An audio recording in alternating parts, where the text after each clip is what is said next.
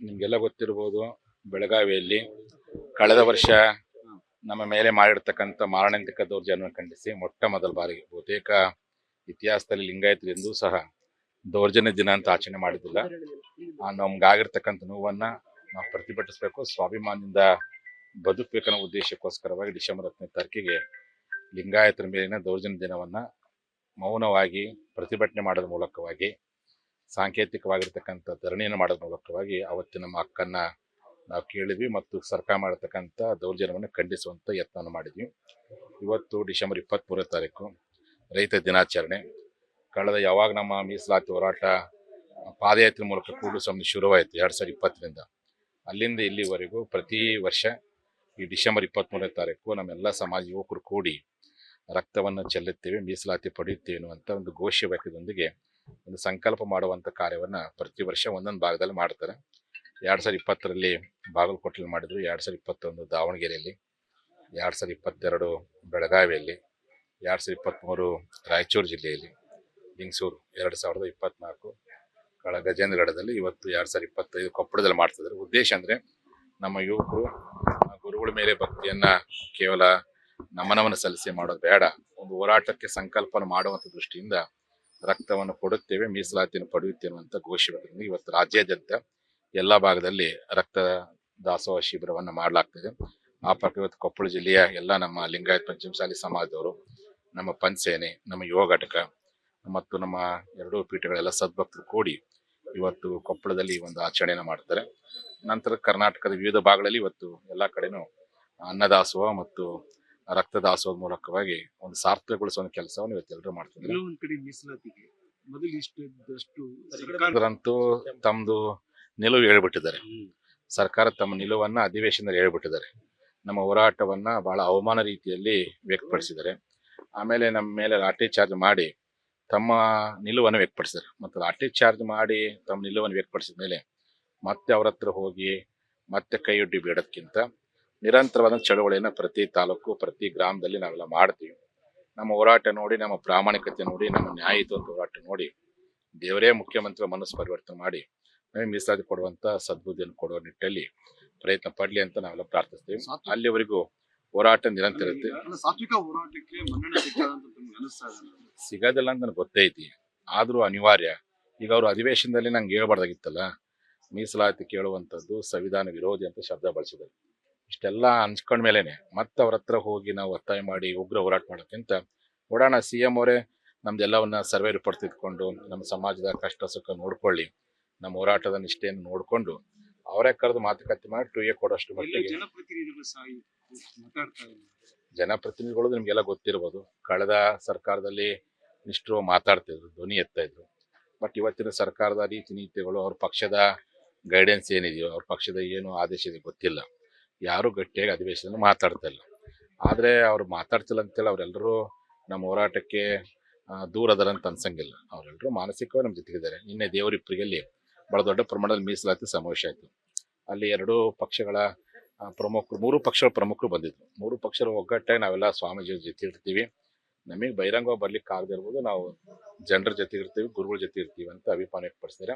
ನೋಡೋಣ ಎಲ್ಲಿವರೆಗೆ ಹೋರಾಟ ನಿರಂತರ ನೋಡ್ತಾ ಅಲ್ಲಿವರೆಗೂ ನ್ಯಾಯ ಸಿಗುವವರೆಗೂ. ಏನು ಅವ್ರಿಗೆ ನಾನು ನೋಡ್ರಿ, ಅದರಲ್ಲಿ ಒಬ್ಬರಂತೂ ಯಾವತ್ತೂ ಮಾತಾಡಿಲ್ ಬಿಡ್ರಿ, ಇನ್ನೊಬ್ಬರಂತೂ ಯಾವತ್ತೂ ಧ್ವನಿ ಎತ್ತಾ ಇದ್ರು, ಸ್ಪಂದನೆ ಮಾಡ್ತೇವೆ, ಸಹಕಾರ ಕೊಡ್ತೇವೆ. ಅವರು ನಮ್ಮ ಜೊತೆ ಮಾತಾಡಿದಾರೆ. ಅಪ್ಪರ ನಾನು ನಿಮ್ಮ ಜೊತೆಗಿದ್ದೀನಿ, ಬಟ್ ಸರ್ಕಾರ ನನಗೆ ಕೆಲವೊಂದು ಒತ್ತಡ ಹಾಕಿದೆ, ಆ ಕಾರಣಕ್ಕೋಸ್ಕರ ನಾನು ಮಾತಾಡ್ತಾ ಇಲ್ಲ. ನಾನು ಮಾತಾಡ್ತಿಲ್ಲ ಅಂತೇಳಿ ನಾನು ಎಂದು ನಿಮ್ಮ ಹೋರಾಟ ಜೊತೆ ಇಲ್ಲ ಅಂತ ತಿಳ್ಕೊಬೇಡ್ರಿ, ನಾನು ನಿಮ್ಮ ಜೊತೆಗೆ ಇದ್ದೀನಿ ಅಂತೇಳಿ ನೇರವಾಗಿನೇ ನಮ್ಮ ಜೊತೆ ಒಬ್ರು ಸಚಿವರು ಮಾತಾಡಿದ್ದಾರೆ. ಮತ್ತು ಅವರು ಸಂದರ್ಭ ಬಂದಾಗ ಮುಖ್ಯಮಂತ್ರಿ ಜೊತೆಗೆ ಹೋಗೋದು, ಮಾತುಕತೆ ಮಾಡೋದು ಮಾಡ್ತಿದ್ದಾರೆ. ಬಟ್ ಬಹಿರಂಗ ಬರ್ತಲ್ಲ ಅನ್ನೋದು ನಮ್ಮ ಜನರು ಪ್ರಶ್ನೆ ಕೇಳುವಂಥದ್ದು. ಯಾಕೆ ಬಹಿರಂಗ ಮಾತಾಡ್ತಿಲ್ಲ, ಅಧಿವೇಶನ ಯಾಕೆ ಮಾತಾಡ್ತಿಲ್ಲ ಅಂತೇಳಿ ಜನ ಪ್ರಶ್ನೆ ಕೇಳಕತ್ತಾರೆ. ಅದಕ್ಕೆ ಅವ್ರಿಗೂ ಗಟ್ಟಿಯಾಗಿ ಮಾತಾಡುವಂತ ಶಕ್ತಿ ಕೊಡ್ಲಿ ಅಂತೇಳಿ ಈ ಮೂಲಕ ನಾನು ಆಶಿಸ್ತೀನಿ. ಈ ರೀತಿ ಕಾಂಗ್ರೆಸ್ ಸರ್ಕಾರ, ಬಿಜೆಪಿ ಸರ್ಕಾರ ಈ ರೀತಿ ತಾರತಮ್ಯ ಮಾಡಿದ್ರೆ ಕಳೆದ ಬಾರಿ ಜನಪದ ಸಾಕಷ್ಟು ಜನ ಇದ್ರೆ ಕಡಿಮೆ ಹಾಕ್ಯಂತ ಬರ್ತಾ ಇದಾರೆ. ಈಗ ಸ್ವಾಮೀಜಿಗಳು ಗಟ್ಟಿದ್ದವರನ್ನ ತಗೊಳ್ತಾ ಇಲ್ಲ ಎಂಬುದು ಜನರ ಇಲ್ಲ. ಶಾಸಕರ ಸಂಖ್ಯೆ ಹೆಚ್ಚಾಗ್ತದೆ, ಹೋರಾಟದಿಂದ ಶಾಸಕರ ಸಂಖ್ಯೆ ಹೆಚ್ಚಾಗ್ತೈತಿ. ಆದ್ರೆ ಶಾಸಕರುಗಳು ಗೆದ್ದಂತವ್ರು ಸಮಾಜದ ಧ್ವನಿಯಾಗಿ ಗಟ್ಟಿಯಾಗಿ ಮಾತಾಡ್ತಾ ಇಲ್ಲ ಅಂತ ಅದು ಬಹಳ ಎಲ್ಲ ಗೊತ್ತಿರಬಹುದು. ಏನ್ ನಾನು ಹೆಂಗ್ ಸಮಾಧಾನ ಪಡ್ಕೊಂಡೇನಪ್ಪ ಅಂದ್ರೆ, ಹೋರಾಟ ಆರಂಭಕ್ಕೆ ಮುಂಚಿತವಾಗಿ ಬೇರೆ ಬೇರೆ ಸಮಾಜದವರು ಬೇರೆ ಬೇರೆ ಪಕ್ಷದವರು ಈ ಸಮಾಜವನ್ನು ಬಳಕೆ ಮಾಡ್ಕೊಂಡು ಉದ್ಧಾರ ಆಗ್ಯಾರ. ಇನ್ನು ನಮ್ಮವರು ಬಳಕೆ ಮಾಡ್ಕೊಂಡು ಉದ್ಧಾರ ಆಕಾರಲ್ಲ, ಸಮಾಧಾನ ಪಡ್ಕೊಂಡು ಹಿಂಗಾರ ಉದ್ಧಾರ ಆಗುತ್ತೆ ಈಗ. ಬಿಜೆಪಿ ಸರ್ಕಾರದಲ್ಲಿ ಹ್ಮ್. ಜಗದೀಶ್ ಶೆಟ್ಟರ್ ಅವರು, ಯಡಿಯೂರಪ್ಪ ಅವರು ಅಡ್ಗಾಲಾಗಿದ್ರು ಮೀಸಲಾತಿಗೆ. ಈ ಸರ್ಕಾರದಲ್ಲಿ ಯಾರು ಅಡ್ಗಾಲಾಗಿದ್ದಾರೆ ಅಂತ? ಅಲ್ಲ, ಜಗಜ್ಜಾಹಿರ್ ನಿಮ್ಗೆಲ್ಲ ಗೊತ್ತೈತಿ, ಮತ್ ನಾನ್ ಯಾಕೆ ಬಾಯ್ ಅಲ್ಲ, ಬಿಟ್ಟು ಈ ಹೇಳಿ? ಸರ್ಕಾರದಲ್ಲಿ ಯಾರಿದ್ದಾರೆ ಅಂತವ್ರು? ಅಲ್ಲ ಅದು ಬಿಜೆಪಿ ತಾವು ನೋಡ್ರಿ, ನೇರವಾಗಿ ಆರೋಪ ನಾನು ಮಾಡಿದ್ದೀರಿ. ಹೇಳಕ್ ಹೋಗೋದಿಲ್ಲ ಜಗದೀಶ್ ಅದನ್ನ. ಶೆಟ್ಟರ್ ಅವರು, ನಾನು ಯಡಿಯೂರಪ್ಪ ಅವರು ಅಡ್ಗಾಲಾಗಿದ್ರು ಮಾಡಿದ್ದು BJP. ಅಲ್ಲ, ಈಗ ಈ ಸ್ವತಃ ಸರ್ಕಾರದಲ್ಲಿ ಯಾರು ಅಡ್ಗಾಲಾಗಿದ್ದಾರೆ ಅಂತ ಅಲ್ರಿ, ಮೀಸಲಾತಿಗೆ? ಸ್ವತಃ ಸರ್ಕಾರದವರೇ ಅಧಿವೇಶನ ಹೇಳ್ಬಿಟ್ಟಿದಾರಲ್ಲ.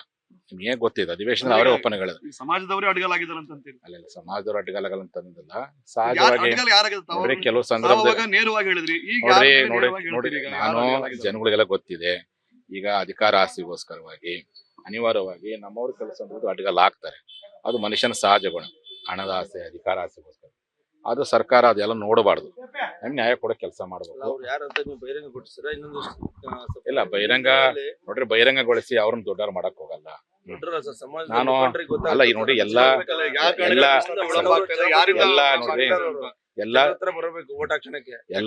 ಎಲ್ಲಾ ಸರ್ಕಾರಗಳಲ್ಲಿ, ಎಲ್ಲಾ ಪಕ್ಷಗಳಲ್ಲಿ, ಎಲ್ಲಾ ಸಮುದಾಯಗಳಿಗೆ, ನಮ್ಮ ಸಮಾಜ ಅಷ್ಟೇ ಅಲ್ಲ, ಎಲ್ಲಾ ಸಮುದಾಯಗಳಲ್ಲಿ, ಎಲ್ಲಾ ಪಕ್ಷಗಳಲ್ಲಿ, ಎಲ್ಲಾ ಸರ್ಕಾರಗಳಲ್ಲಿ ಆಯಾ ಜನಾಂಗದ ಶಾಸಕರು ಕೆಲವು ಸಂದರ್ಭದಲ್ಲಿ ಮಾಜಿ ಆದಾಗ ಮಾತಾಡ್ತಾರೆ, ಆಲಿ ಆದಾಗ ಮಾತಾಡಲ್ಲ. ಅದು ಮನುಷ್ಯನ ಸಹಜ ಗುಣ. ನಾವು ಗುರುಗಳಾದಂಥವ್ರು, ಜನಸಾಮಾನ್ಯರು, ಅವ್ರ ಹಾಲಿನಾಗಲ್ಲ, ಮಾಜಿನಾಗಲ್ಲ, ಕೇವಲ ಸಮಾಜ ಋಣ ತೀರಿಸೋದಷ್ಟೇ ಉದ್ದೇಶ ಇರುತ್ತೆ. ಅದಷ್ಟೇ ಮಾಡ್ಕೊಂಡು ಹೋಗ್ತೀವಿ. ನಿಮ್ಗೆಲ್ಲ ಗೊತ್ತಿರ್ಬೋದು, ಬೆಳಗಾವಿಯಲ್ಲಿ ಕಳೆದ ವರ್ಷ ನಮ್ಮ ಮೇಲೆ ಮಾಡಿರ್ತಕ್ಕಂಥ ಮಾರಣಾಂತಿಕ ದೌರ್ಜನ್ಯವನ್ನು ಖಂಡಿಸಿ ಮೊಟ್ಟ ಮೊದಲ ಬಾರಿಗೆ ಬಹುತೇಕ ಇತಿಹಾಸದಲ್ಲಿ ಲಿಂಗಾಯತರು ಎಂದೂ ಸಹ ದೌರ್ಜನ್ಯ ದಿನ ಅಂತ ಆಚರಣೆ ಮಾಡಿದ್ದಿಲ್ಲ. ನಮ್ಗಾಗಿರ್ತಕ್ಕಂಥ ನೋವನ್ನ ನಾವು ಪ್ರತಿಭಟಿಸಬೇಕು, ಸ್ವಾಭಿಮಾನದಿಂದ ಬದುಕಬೇಕನ್ನೋ ಉದ್ದೇಶಕ್ಕೋಸ್ಕರವಾಗಿ ಡಿಸೆಂಬರ್ 10ನೇ ತಾರೀಕಿಗೆ ಲಿಂಗಾಯತರ ಮೇಲಿನ ದೌರ್ಜನ್ಯ ದಿನವನ್ನ ಮೌನವಾಗಿ ಪ್ರತಿಭಟನೆ ಮಾಡೋದ್ರ ಮೂಲಕವಾಗಿ, ಸಾಂಕೇತಿಕವಾಗಿರ್ತಕ್ಕಂಥ ಧರಣಿಯನ್ನು ಮಾಡೋದ್ರ ಮೂಲಕವಾಗಿ ಅವತ್ತಿನ ನಮ್ಮ ಹಕ್ಕನ್ನ ನಾವು ಕೇಳಿದ್ವಿ ಮತ್ತು ಸರ್ಕಾರ ಮಾಡತಕ್ಕಂಥ ದೌರ್ಜನ್ಯವನ್ನು ಖಂಡಿಸುವಂತ ಯತ್ನವನ್ನು ಮಾಡಿದ್ವಿ. ಇವತ್ತು ಡಿಸೆಂಬರ್ 23ನೇ ತಾರೀಕು ರೈತ ದಿನಾಚರಣೆ.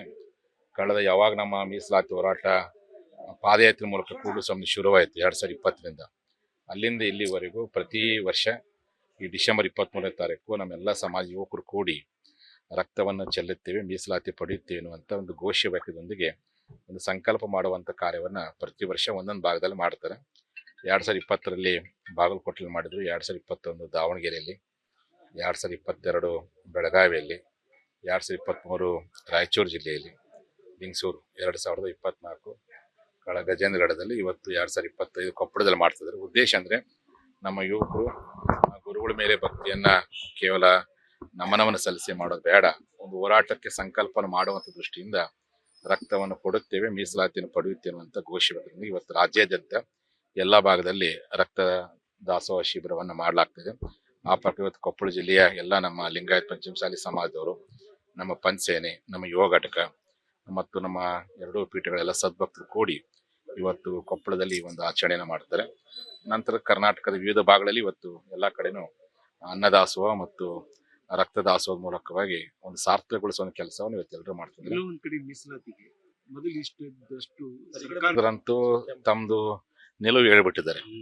ಸರ್ಕಾರ ತಮ್ಮ ನಿಲುವನ್ನ ಅಧಿವೇಶನದಲ್ಲಿ ಹೇಳ್ಬಿಟ್ಟಿದ್ದಾರೆ. ನಮ್ಮ ಹೋರಾಟವನ್ನ ಬಹಳ ಅವಮಾನ ರೀತಿಯಲ್ಲಿ ವ್ಯಕ್ತಪಡಿಸಿದ್ದಾರೆ.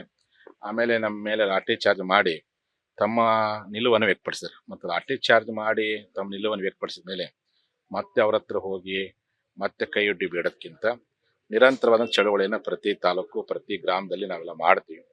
ನಮ್ಮ ಹೋರಾಟ ನೋಡಿ, ನಮ್ಮ ಪ್ರಾಮಾಣಿಕತೆ ನೋಡಿ, ನಮ್ಮ ನ್ಯಾಯಯುತ ಹೋರಾಟ ನೋಡಿ ದೇವರೇ ಮುಖ್ಯಮಂತ್ರಿ ಮನಸ್ಸು ಪರಿವರ್ತನೆ ಮಾಡಿ ನಮಗೆ ಮೀಸಲಾತಿ ಕೊಡುವಂತ ಸದ್ಬುದ್ಧಿಯನ್ನು ಕೊಡುವ ನಿಟ್ಟಲ್ಲಿ ಪ್ರಯತ್ನ ಪಡ್ಲಿ ಅಂತ ನಾವೆಲ್ಲ ಪ್ರಾರ್ಥಿಸ್ತೀವಿ. ಅಲ್ಲಿವರೆಗೂ ಹೋರಾಟ ನಿರಂತರ ಇರುತ್ತೆ. ಸಾತ್ವಿಕ ಹೋರಾಟಕ್ಕೆ ಮನ್ನಣೆ ಸಿಗೋದಿಲ್ಲ ಅಂತ ನನಗೆ ಗೊತ್ತೈತಿ, ಆದ್ರೂ ಅನಿವಾರ್ಯ. ಈಗ ಅವರು ಅಧಿವೇಶನದಲ್ಲಿ ನಂಗೆ ಹೇಳ್ಬಾರ್ದಾಗಿತ್ತಲ್ಲ, ಮೀಸಲಾತಿ ಕೇಳುವಂಥದ್ದು ಸಂವಿಧಾನ ವಿರೋಧಿ ಅಂತ ಶಬ್ದ ಬಳಸಿದ್ದಾರೆ. ಇಷ್ಟೆಲ್ಲ ಅನ್ಸ್ಕೊಂಡ ಮೇಲೇನೆ ಮತ್ತೆ ಅವ್ರ ಹತ್ರ ಹೋಗಿ ನಾವು ಒತ್ತಾಯ ಮಾಡಿ ಉಗ್ರ ಹೋರಾಟ ಮಾಡೋಕ್ಕಿಂತ ನೋಡೋಣ, CM ಅವರೇ ನಮ್ದೆಲ್ಲವನ್ನ ಸರ್ವೆ ರಿಪೋರ್ಟ್ ತಿದ್ಕೊಂಡು ನಮ್ಮ ಸಮಾಜದ ಕಷ್ಟ ಸುಖ ನೋಡ್ಕೊಳ್ಳಿ, ನಮ್ಮ ಹೋರಾಟದ ನಿಷ್ಠೆಯನ್ನು ನೋಡ್ಕೊಂಡು ಅವರೇ ಕರೆದು ಮಾತುಕತೆ ಮಾಡಿ ಟೂಯೇ ಕೊಡೋಷ್ಟು ಮಟ್ಟಿಗೆ.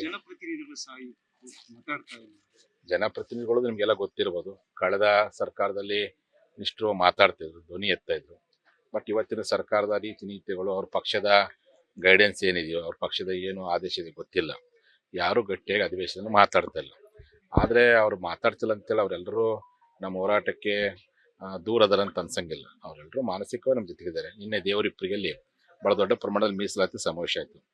ಅಲ್ಲಿ ಎರಡೂ ಪಕ್ಷಗಳ ಪ್ರಮುಖರು, ಮೂರು ಪಕ್ಷಗಳ ಪ್ರಮುಖರು ಬಂದಿದ್ರು. ಮೂರು ಪಕ್ಷರ ಒಗ್ಗಟ್ಟಾಗಿ ನಾವೆಲ್ಲ ಸ್ವಾಮೀಜಿ ಜೊತೆ ಇರ್ತೀವಿ. ನಮಗೆ ಬಹಿರಂಗವಾಗಿ ಬರ್ಲಿಕ್ಕೆ ಆಗದಿರ್ಬೋದು, ನಾವು ಜನರ ಜೊತೆ ಇರ್ತೀವಿ, ಗುರುಗಳ ಜೊತೆ ಇರ್ತೀವಿ ಅಂತ ಅಭಿಪ್ರಾಯ ವ್ಯಕ್ತಪಡಿಸಿದ್ದಾರೆ. ನೋಡೋಣ ಎಲ್ಲಿವರೆಗೆ ಹೋರಾಟ ನಿರಂತರ ನೋಡ್ತಾ ಅಲ್ಲಿವರೆಗೂ ನ್ಯಾಯ ಸಿಗುವವರೆಗೂ. ಏನು ಅವ್ರಿಗೆ ನಾನು ನೋಡ್ರಿ, ಅದರಲ್ಲಿ ಒಬ್ಬರಂತರು ಯಾವತ್ತೂ ಮಾತಾಡಿಲ್ ಬಿಡ್ರಿ, ಇನ್ನೊಬ್ಬರಂತರು ಯಾವತ್ತೂ ಧ್ವನಿ ಎತ್ತಾ ಇದ್ರು, ಸ್ಪಂದನೆ ಮಾಡ್ತಿದ್ರು, ಸಹಕಾರ ಕೊಡ್ತಿದ್ರು.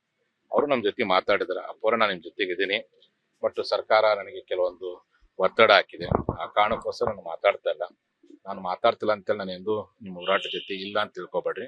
ನಾನು ನಿಮ್ಮ ಜೊತೆಗೆ ಇದ್ದೀನಿ ಅಂತೇಳಿ ನೇರವಾಗಿನೇ ನಮ್ಮ ಜೊತೆ ಒಬ್ಬರು ಸಚಿವರು ಮಾತಾಡಿದ್ದಾರೆ. ಮತ್ತು ಅವರು ಸಂದರ್ಭ ಬಂದಾಗ ಮುಖ್ಯಮಂತ್ರಿ ಜೊತೆಗೆ ಹೋಗೋದು, ಮಾತುಕತೆ ಮಾಡೋದು ಮಾಡ್ತಿದ್ದಾರೆ. ಬಟ್ ಬಹಿರಂಗ ಬರ್ತಲ್ಲ ಅನ್ನೋದೇ ನಮ್ಮ ಜನರು ಪ್ರಶ್ನೆ ಕೇಳುವಂಥದ್ದು. ಯಾಕೆ ಬಹಿರಂಗ ಮಾತಾಡ್ತಿಲ್ಲ, ಅಧಿವೇಶನ ಯಾಕೆ ಮಾತಾಡ್ತಿಲ್ಲ ಅಂತೇಳಿ ಜನ ಪ್ರಶ್ನೆ ಕೇಳಕತ್ತಾರೆ.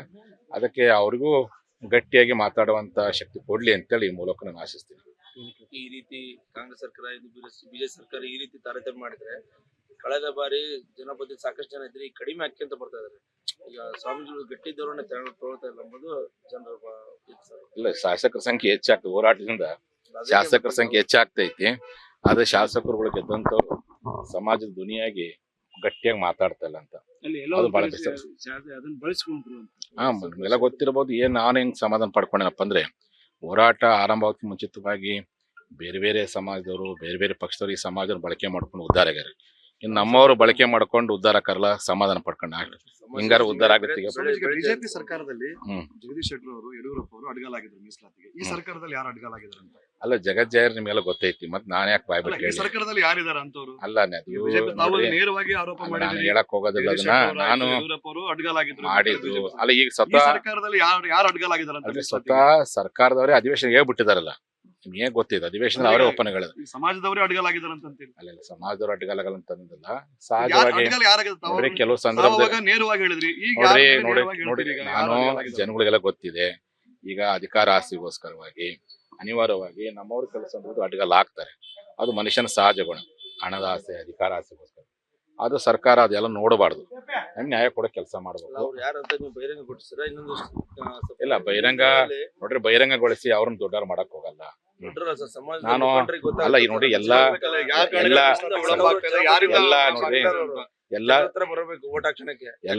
ಎಲ್ಲಾ ಸರ್ಕಾರಗಳಲ್ಲಿ, ಎಲ್ಲಾ ಪಕ್ಷಗಳಲ್ಲಿ, ಎಲ್ಲಾ ಸಮುದಾಯಗಳಿಗೆ, ನಮ್ಮ ಸಮಾಜ ಅಷ್ಟೇ ಅಲ್ಲ, ಎಲ್ಲಾ ಸಮುದಾಯಗಳಲ್ಲಿ, ಎಲ್ಲಾ ಪಕ್ಷಗಳಲ್ಲಿ, ಎಲ್ಲಾ ಸರ್ಕಾರಗಳಲ್ಲಿ ಆಯಾ ಜನಾಂಗದ ಶಾಸಕರು ಕೆಲವು ಸಂದರ್ಭದಲ್ಲಿ ಮಾಜಿ ಆದಾಗ ಮಾತಾಡ್ತಾರೆ, ಆಲಿ ಆದಾಗ ಮಾತಾಡಲ್ಲ. ಅದು ಮನುಷ್ಯನ ಸಹಜ ಗುಣ. ನಾವು ಗುರುಗಳಾದಂಥವ್ರು, ಜನಸಾಮಾನ್ಯರು, ಅವ್ರ ಆಲಿನಾಗಲ್ಲ, ಮಾಜಿನಾಗಲ್ಲ, ಕೇವಲ ಸಮಾಜ ಋಣ ತೀರಿಸೋದು ಅಷ್ಟೇ ಉದ್ದೇಶ ಇರುತ್ತೆ. ಅದಷ್ಟೇ ಮಾಡ್ಕೊಂಡು ಹೋಗ್ತೀವಿ.